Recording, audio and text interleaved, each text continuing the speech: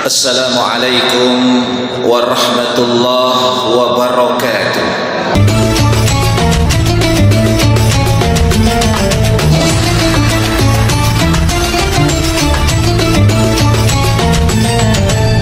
A'udzu billahi minasy syaithanir rajim. Bismillahirrahmanirrahim. Wa ma lahum alla yu'adzibahumullahu wa hum yasudduna 'anil masjidil haram wa ma kanu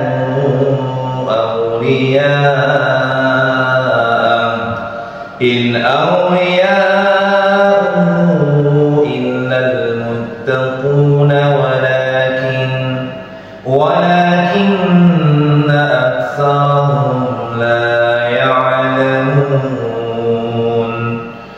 Wa ma kana salatuhum indal baiti illa muka'an wa tasdiyah Fadhuqul adzaba bima kuntum takfurun. Innal ladzina kafaru yunfiquna amwalahum liyasuddu an sabilillah fasayunfiqunaha thumma takunu 'alaihim hasratan thumma yughlabun walladzina kafaru ila jahannama yuhsyarun liyamizallahu al-khabitha minat tayyib wa yaj'alal khabitha ba'dahu ala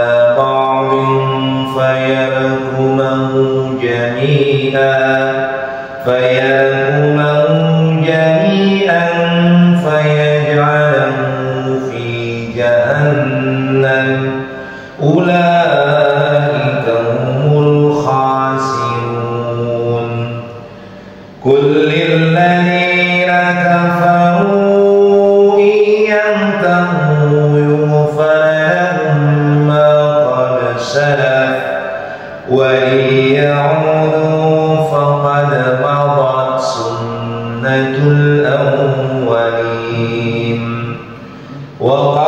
وقاتلوهم حتى لا تكون فتنة ويكون الدين كله لله فإن انتهوا فإن الله بما يعملون بصير وإن تولوا فاعلموا أن الله مولاكم نعم المولى ونعم النصير صدق الله العظيم.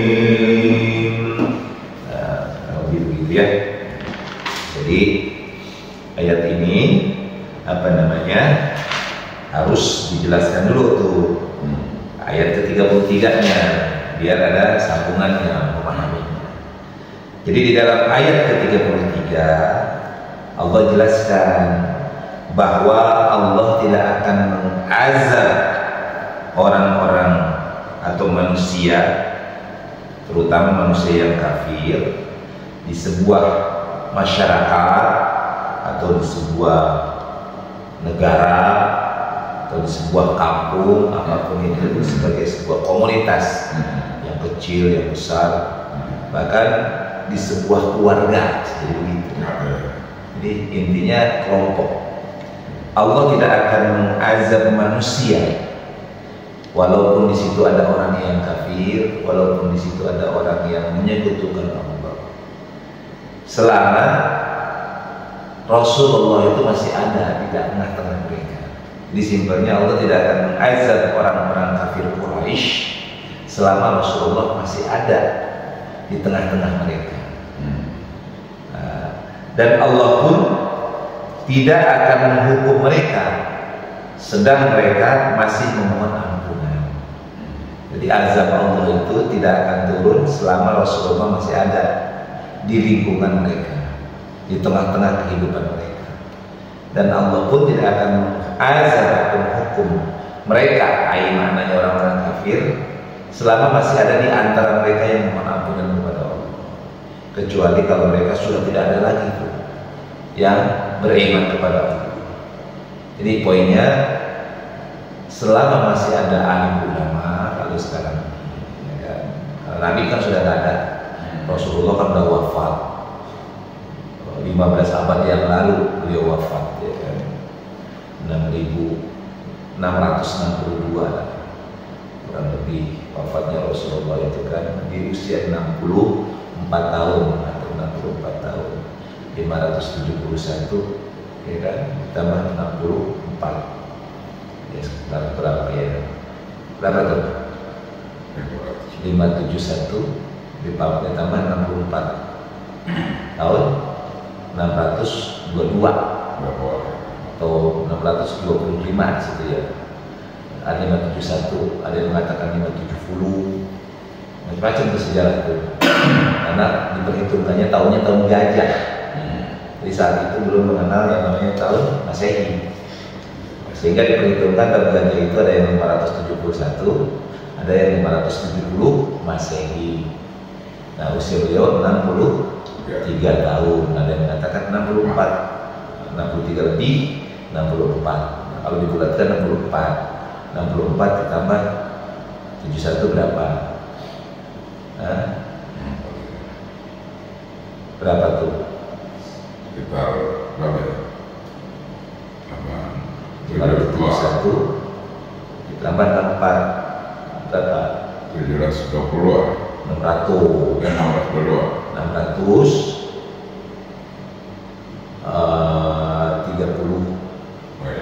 635 atau 34 ya kan? Ya. Coba aja 571 ditambah 64 763 jadi kurang lebih 634 atau 35. Ya pada umumnya sih 634 masih ya kan? 7 ditambah 6 kan 13 angka 16 63 4 atau 635 masih wafat beliau. Ada yang mengatakan 632. Kadang-kadang tahunnya begitu, tergantung perhitungannya, menggunakan tahun miladiah atau Masehi atau menggunakan tahun Hijriah kita ini. Maka ada yang mengatakan kalau tahun Hijriah 632 Masehi, 632 Masehi perhitungan daripada setelah itu. Tapi kalau dihitung itu kan 634. Tapi ulama sejarah mengatakan 632 Masehi. Ya, wafatnya baginda Nabi. Nah, sekarang udah 2023, hampir 15 abad, ya kan? Hampir 1.500 tahun kita terpaut dengan baginda Rasulullah SAW. Artinya lama sekali. Nah, sekarang yang tersisa adalah ulama sebagai warasatul anbiya, pewaris para nabi. Maka selama ulama masih ada di tengah-tengah kita, insya Allah Allah tidak akan mengazab. Selama di antara kita, walaupun dengan kehidupannya banyak yang nggak sholat, banyak yang mabok, banyak yang lupa diri, banyak yang kafir, keluar dari Islam, selama di antara masyarakat itu masih ada yang mohon ampunan kepada Allah, Allah tidak akan memberikan azab. Lalu timbul pertanyaan, lalu bagaimana itu musibah-musibah? Musibah itu kan ada kemungkinan dia ada teguran, ya kan? Teguran dari Allah.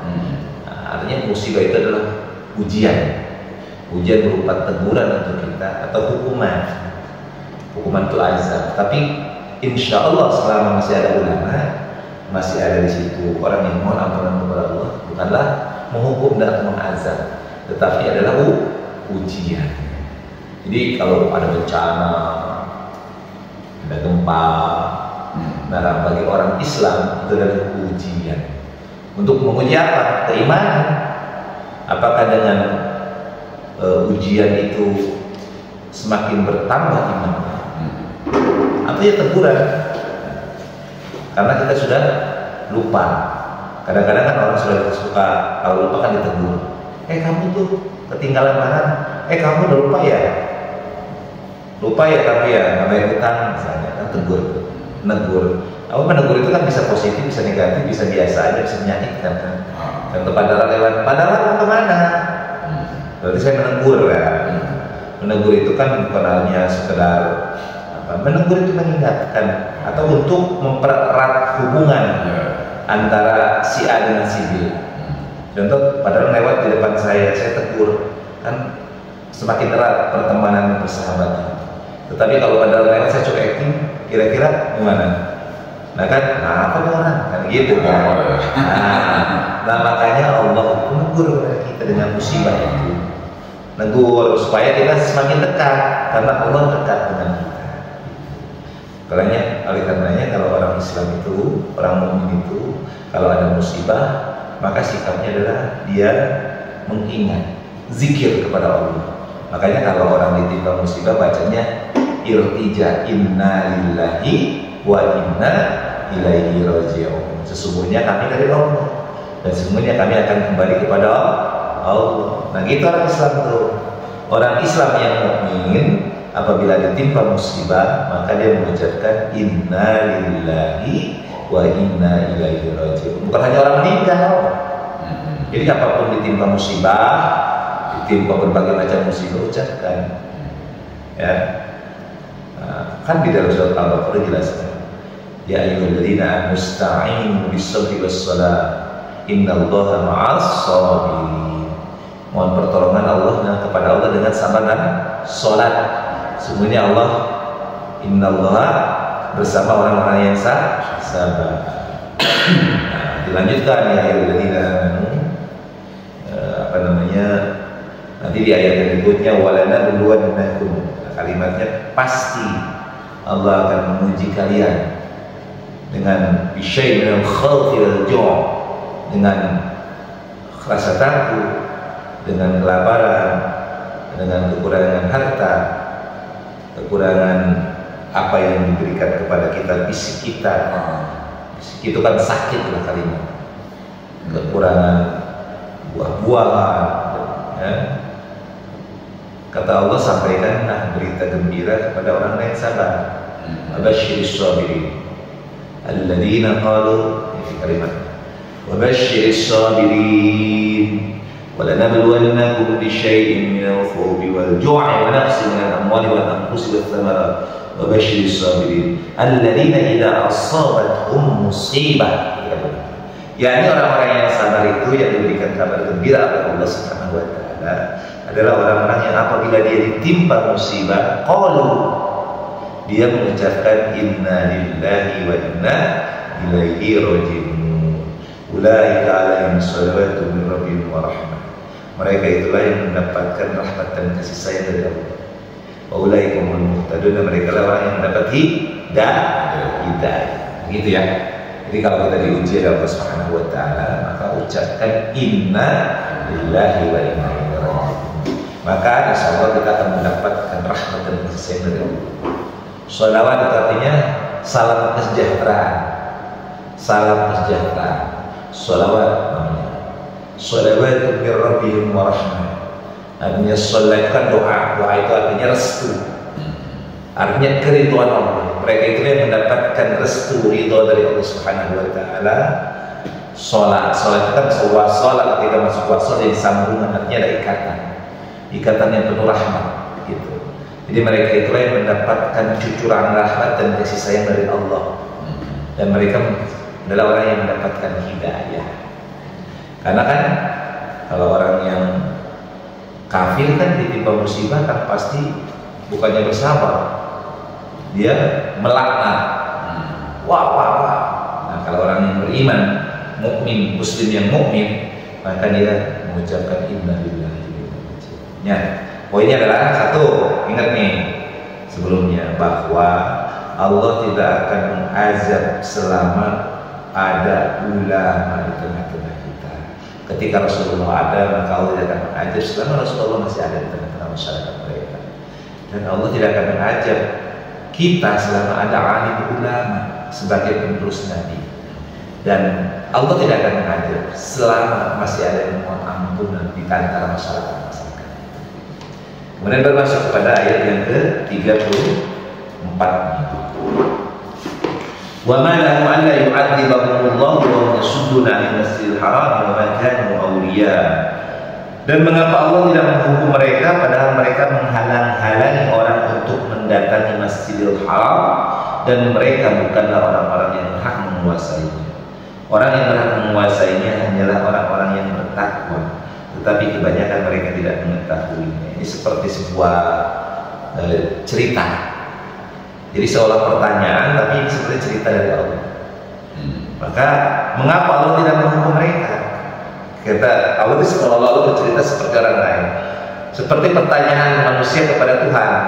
Ya Allah, kenapa Engkau tidak menghukum orang-orang kafir yang di sekitar Masjidil Haram itu, yang mereka menodai kesucian Masjidil Haram dengan ibadah-ibadah penyembahan terhadap patung gitu kan, yang mereka menyekutukan Allah? Mengapa Engkau tak mengajak mereka? Nah, ini seolah-olah pertanyaan kita kepada Allah. Jadi mengapa Allah tidak menghukum mereka padahal mereka menghalang-halangi orang untuk mendatangi Masjidil Haram. Jadi dia itu menguasai Masjidil Haram, orang-orang kafir Quraisy, orang musyrik menghalangi orang untuk beribadah di Masjidil Haram. Dan apa namanya? Padahal mereka bukan orang-orang yang berhak menguasai. Jadi yang menguasai Masjidil Haram itu bukan orang-orang yang musyrik, karena Masjidil Haram itu masjid Baitullah namanya, rumahnya Allah.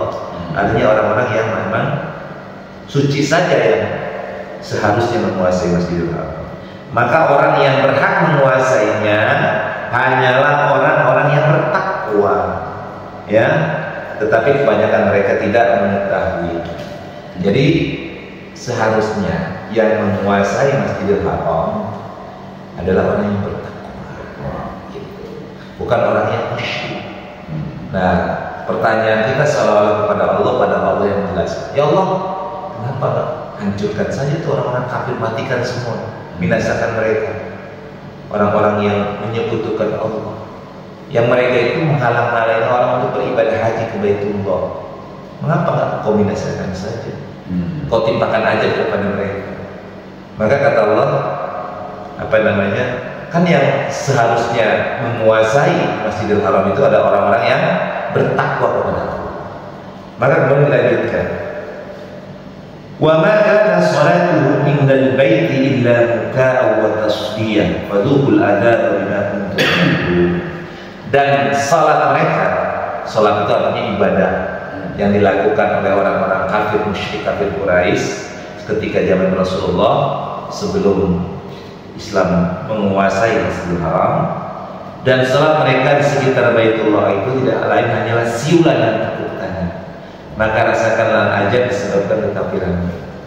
Jadi dahulu itu kalau ibadah di sekitar Ka'bah, setelah Amr bin Luhai membawa patung itu, yang patungnya besar, nanti ada patung-patung yang lainnya, ada Lata, Manna, Uzza, ya, patung-patung yang besar. Ya, kemudian setiap kabilah itu memiliki patung tersendiri yang dianggap sebagai perantaraan untuk menyambungkan keinginan kepada Tuhan. Dan patung-patung itu diberi nama orang-orang penting pada masanya. Jadi kalau kita nih contohnya patung Sudirman, patung Soekarno, patung Gus Dur, patung itu nggak salah, nama-nama itu nggak salah. Yang salah itu ketika patung itu disembah-sembah. Ini patung Sudirman kalau bisa jadi nanti dikeliling-kelilingi jadi ibadah ritual. Nah begitu, kayak patung Sudirman, patung Pancoran kan tinggi gede. Nah itu yang seperti itu. Mereka buat patung dan diberi nama tokoh-tokoh atau orang-orang yang dianggap memiliki peran pada masanya. Lata, Manna, Uzza itu nama tokoh-tokoh yang pada masanya dianggap adalah tokoh-tokoh penting dan berjasa. Nah mereka kemudian mengelilingi patung-patung yang mereka beri nama tokoh-tokoh itu, dan mereka sampaikan keinginan-keinginan kepada patung itu agar disampaikan kepada Allah. Gitu. Kalau dikatakan Tuhannya Allah, ketika ditanya orang Arab saat itu, Tuhan siapa? Allah. Kenapa kamu menyembah patung ini? ya kami berharap dengan menyembah kami ini, patung ini akan menyampaikan keinginan kami kepada Allah. Karena mereka kan orang suci, karena mereka kan adalah orang-orang terpilih yang dekat dengan Allah. Nah gitu. Maka mereka melakukan ibadah ritualnya dengan cara bertepuk tangan sambil bersiul. Jadi setiap ngelilingi Ka'bah, setiap ngelilingi patung itu, setiap mereka melaksanakan sholat kalian. Sholat itu adalah ibadah. Ya, mereka melakukan dengan tepuk tangan dan bersiul. Seperti Syiah kan bertepuk tangan selama. Sholat itu mirip dengan yang dilakukan oleh orang-orang Arab jahiliyah. Ada tepuk tangan. Nah ini siulannya ada. Maka kata Allah, sholat mereka di Masjidil Haram adalah tidak lain kecuali tepuk tangan dan siulan saja. Artinya mereka itu nggak ada manfaatnya. Gitu kali. Faluhul adzab bima kuntum takfurun, maka rasakanlah azab karena mereka kafir. Itu kata Allah Subhanahu wa taala. Nah, ini kenapa ada cerita itu? Jadi cerita ini tuh melatar belakangi bagaimana Allah mengisahkan bahwa kondisi masyarakat Arab jahiliyah dulu, mereka itu menyembah berhala, menyembah patung-patung sekitar Ka'bah. Mereka melakukan ibadah-ibadah yang di tengah-tengah ibadah itu menurut ulama ahli hadis atau ulama-ulama yang menjelaskan, terutama di sini dijelaskan oleh Ibnu Umar radhiyallahu anhu, anak Sayyidina Umar, bahwa yang mereka lakukan ibadah itu adalah dengan melakukan tepuk tangan dan siulan, gitu. Maka setelah itu mereka tidak mau juga meninggalkan penyembahan terhadap berhala, maka Rasulullah kemudian setelah melalui penindasan-penindasan dan juga ancaman-ancaman dibunuh, dia berhijrah. Maka terjadi permusuhan antara kafir Quraisy khususnya dengan kaum muslimin yang di bawah komando Rasulullah SAW. Itu ceritanya. Kemudian dilanjutkan ke ayat 36. Innal ladzina kafaru yunfiquna amwalahum liyasuddu an sabilillah. Sesungguhnya orang-orang kafir mereka menafkahkan hartanya, ya. Mereka menginfakkan hartanya untuk menghalang-halangi orang dari jalan Allah. Nah gitu, kalau orang kafir itu mereka mengeluarkan harta tujuannya menghancurkan kaum muslimin. Kan sekarang gitu juga, orang jual-jualan mendanai, seperti misalnya Amerika, Inggris mendanai Israel. Untuk apa itu? Untuk menghalang-halangi, untuk menghancurkan kaum muslimin. Nah dulu di zaman Rasulullah juga begitu. Nah orang-orang kafir Quraisy itu mengeluarkan hartanya untuk menghancurkan Islam yang dibawa oleh Rasulullah. Nah ini berkaitan dengan perang Badar. Jadi dilanjutkan, fasayunfiquna tsumma takunu alaihim hasratan tsumma yughlabu. Kata Allah, mereka akan terus menginfakkan harta itu, kemudian mereka akan menyesali diri sendiri, dan akhirnya mereka akan dikalahkan. Ya, ke dalam neraka jahanam orang-orang kafir itu akan dikumpulkan. Walladzina kafaru ila jahannam yuhsyarun. Jadi ini berkaitan dengan Abu Sufyan, tokoh yang sangat penting pada masa Rasulullah. Kafir Quraisy ini tokohnya itu kan ada Abu Jahal, Abu Lahab. Abu Jahal namanya Amr bin Hisham. Ya, Amr bin Hisham yang dikenal Abu Jahal. Namanya dulu itu Abu Hakam. Tapi setelah sangat benci kepada Rasulullah, sangat tidak suka kepada Rasulullah dan sangat kejam terhadap kaum muslimin, maka digelari Abu Jahal. Tadi namanya dulu Abu Hakam, karena dia sendiri menjadi hakim tengah konflik masyarakat kafir Quraisy. Nah ini tokohnya Abu Jahal, Abu Lahab pamannya baginda Rasulullah, kemudian Abu Sufyan, Abu semua itu. Ya tokoh-tokoh kafir Quraisy Abu Sufyan. Nah Abu Sufyan itu termasuk orang yang kaya, ekonominya luar biasa. Ya. Maka kemudian Abu Sufyan ini ketika akan terjadi perang Badar, dia mengeluarkan emas yang beratnya 40 uqiyah. 40 uqiyah emas itu berarti setara dengan satu uqiyahnya itu 32 gram. Satu uqiyah itu 32 gram dikali 40 berapa? Ya 30 kali 4 120. Ya kan 40 ukiah 32. Benar 120, bukan 120, 1200. 1200 gram. 1200 ya. 1200 gram. Karena satu ukiahnya 32 ya, 32 gram ya, satu ukiah 32 gram. Jadi kalau berarti total 1200 lebih ya, 1200 gram lebih. Nah, satu ukiah.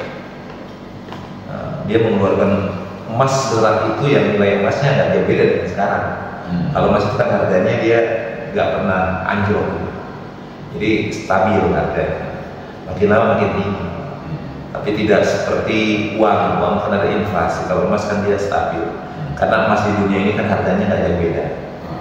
Nah, jadi 1 gramnya sekarang udah yang biasa taruhlah 700, 600, 700 ya, 700.000. Maka dia mengeluarkan 1.200, kalikan saja sampai 700.000. Berapa dana yang digelontorkan oleh Abu Sufyan untuk mendanai perang Badar, untuk mendanai orang-orang kafir menyerang Rasulullah. Nah ini kata Allah, orang-orang kafir yang menginfakkan hartanya untuk menghalang-halangi dakwahnya Rasulullah, maka fasayunfiquna summa taqumu alayhim summa yughlabu. Jadi mereka menafkahkan hartanya, kata Allah Subhanahu wa taala, kemudian mereka hasratan, mereka akan menyesal diri sendiri dengan mengeluarkan harta itu. Summa yughlabu, kemudian dikalahkan.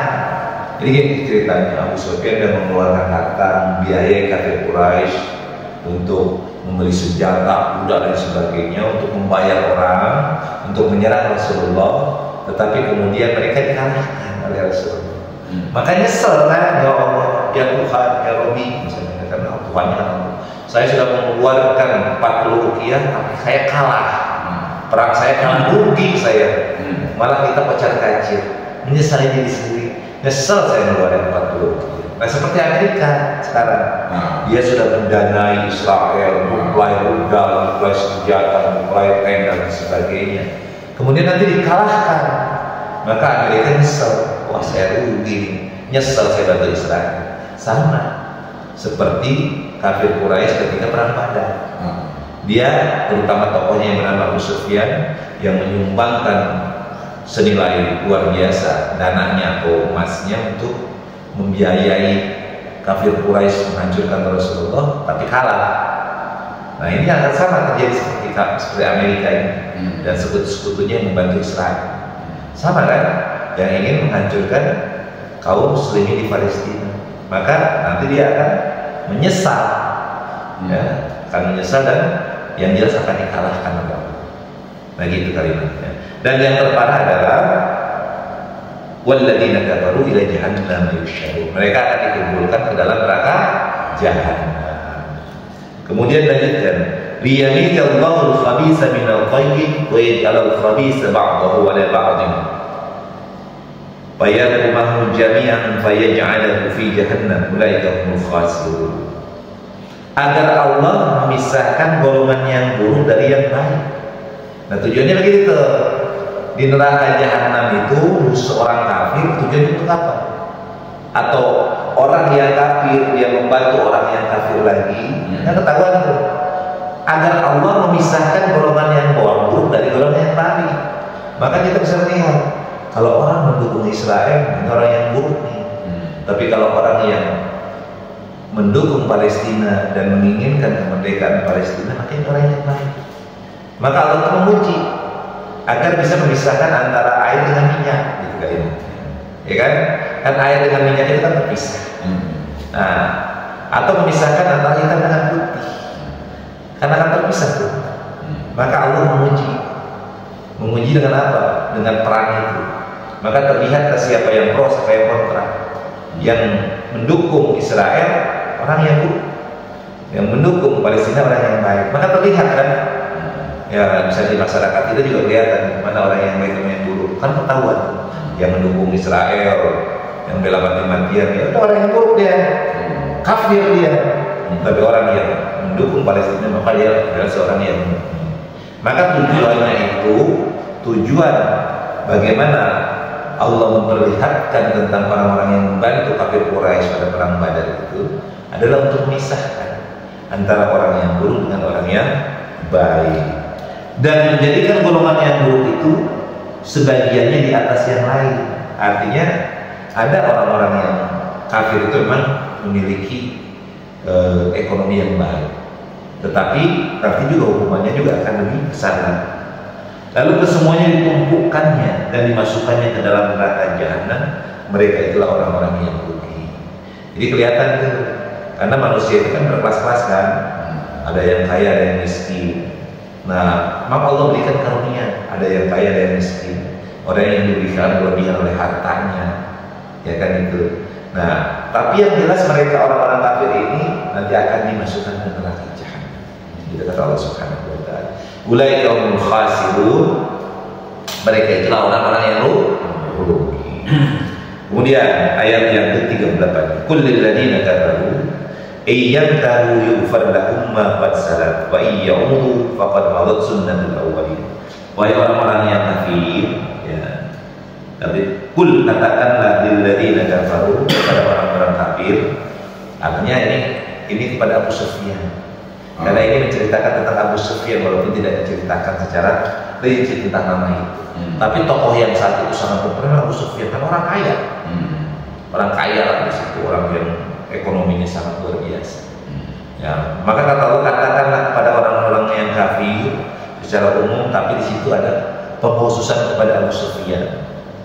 Yang tahu jika mereka berhenti dari kekafirannya, niscaya Allah akan mengampuni dosa-dosa mereka yang telah lalu. Dan jika mereka kembali wa iyya'udu faqad madat sunnatul awwalin, maka artinya kembali untuk memerangi Rasulullah, sungguh berlaku kepada mereka sunnah Allah terhadap orang-orang dahulu yang dibinasakan Allah. Maka gini ceritanya, kata Allah seolah menyeru kepada orang, hei Abu Sufyan, berhenti kamu dari memerangi Islam, memerangi Rasulullah. Kalau kamu berhenti dan kamu masuk Islam, maka dosa-dosamu dihapuskan oleh Allah. Ya kata begitu. Tapi kalau engkau kembali memerangi kaum muslimin, memerangi Rasulullah SAW, maka azab Allah akan menimpa kepada kalian. Allah akan membinasakan kalian. Gitu kalimatnya. Jadi seolah-olah Allah itu nyuruh. Ini seolah-olah menceritakan. Jadi ketika Abu Sufyan menginfakkan, memberikan, mendanai pasukan kafir Quraisy untuk menyerang kaum muslimin, menyerang Rasulullah, maka kemudian kalah Abu Sufyan, menyesal, gitu kalimat. Maka kata Allah, hei Abu Sufyan, berhenti kamu, masuk Islam kau, tinggalkan kekafiran. Kalau kamu meninggalkan kekafiran dan kau masuk agama Islam, maka dosa-dosamu dihapuskan oleh Allah. Tapi kalau kamu kembali menyerang Rasulullah, menyerang kaum muslimin, maka kau pasti akan merasakan azab. Gitu kalimat. Kemudian waqatiluhum hatta la takuna fitnatun wa yakuna ad-dinu kulluhu lillah. Fa in tahu fa innallaha ya'maluna basir. Dan perangilah mereka itu sampai tidak ada lagi fitnah dan agama hanya bagi Allah semata. Jika mereka berhenti dari kekafiran, maka sesungguhnya Allah Maha melihat apa yang mereka kerjakan. Kemudian sedikit lagi, wa in tawallaw fa'lamu annallaha maulakum ni'mal maula wa ni'mal nasir. Dan jika mereka berpaling, maka katakanlah sesungguhnya Allah pelindungmu. Dia adalah sebaik-baik pelindung dan sebaik-baik penolong. Gini-gini kalau ini satu rangkaian ya. Dari ayat 38 sampai ayat 40 itu rangkaian. Jadi sebuah rangkaian kisah cerita menceritakan tentang Abu Sufyan. Tadi Abu Sufyan sudah menginfakkan hartanya, membiayai, mendanai kafir Quraisy menyerang Rasulullah, tapi kalah dalam perang itu. Maka dia menyesali perbuatannya, menyesali dana yang dikeluarkannya, dan dia adalah orang yang rugi. Nah kemudian setelah itu Allah menyeru kepada Abu Sufyan seolah-olah ini dikisahkan kepada kita. hai orang-orang kafir, kata Allah Subhanahu wa ta'ala, jika kalian berhenti dari kekafiran, berhenti dari perbuatan menyerang kepada Rasulullah, dan kalian masuk ke dalam Islam mengikuti Rasulullah, maka kalian akan diampuni dosa-dosa yang lalu. Kalian sudah membunuh, kalian sudah merampok, menyakiti Rasulullah, Allah ampuni dosa-dosa kalian. Tetapi jika kalian tetap terus menyerang Rasulullah, maka tunggulah azab akan menimpa kepada kalian. Maka kemudian kata Allah kepada kaum muslimin, hei kaum muslimin, perangilah Abu Sufyan, perangilah kafir Quraisy, sampai tidak ada lagi fitnah, sampai ke akar-akarnya, sampai mereka menjadi seorang muslim, sampai mereka mati atau mereka menjadi seorang muslim, sehingga kemudian Islam menjadi berkembang, menjadi dianut oleh mereka, gitu kali. Maka fa'in tahu, kata Allah Subhanahu wa ta'ala, jika mereka berhenti dari kekafirannya, maka Allah melihat apa yang mereka kerjakan. Tetapi jika mereka berpaling, ketahuilah bahwa Allah adalah pelindung dan penolong kalian. Allah lah sebaik-baiknya pelindung dan penolong daripada kita semua. Nah, di akhirnya nanti Abu Sufyan itu ketika putuh Mekah, jadi setelah perang Badar, perang Uhud, perang-perang lainnya, kaum muslimin banyak pengikutnya sampai ribuan, kemudian terjadilah putuh Mekah. Mekah dapat ditaklukkan. Jadi Mekah itu dapat ditaklukkan oleh kaum muslimin. Maka saat itulah Abu Sufyan dia memeluk agama Islam, karena dibawanya kan. Karena bagaimana kan biasanya orang begini, sama seperti kita diancam juga kan, bisa saja pura-pura, gitu kan. Nah, Abu Sufyan kalah dalam perang, maka dikuasai, katanya dia saya mengakui bahwa engkau adalah Nabi dan Rasulullah. Dia bersahadat kepada Abu Sufyan, maka dia memeluk agama Islam. Maka kalau orang bersahadat haram untuk dibunuh, haram untuk diambil harta. Jadi ketika putuh Mekah, Islam menguasai Mekah, maka kemudian Abu Sufyan dia memeluk Islam, dan akhirnya Allah dan Rasulullah menerima, mengampuni daripada kesalahan Abu Sufyan dan yang lain. Gitu kalimat. Kenapa? Kalimat intinya adalah kaum muslimin jangan pernah berhenti untuk mengingatkan, untuk berdakwah kepada orang-orang yang kafir agar mereka beriman kepada Allah. Gitu kalimatnya. Kalau ada orang kafir yang menyerang kita, yang memusuhi kita, maka jangan takut. Jangan pernah kita takut. Kenapa? Karena Allah pelindung dan penolong kita. Kalau ada orang-orang yang jahat memerangi kita, sangat benci kepada kita, tetapi kemudian dia sadar dan bertobat, kemudian dia memohon ampunan kepada Allah, maka dia adalah saudara kita. Maka tidak boleh.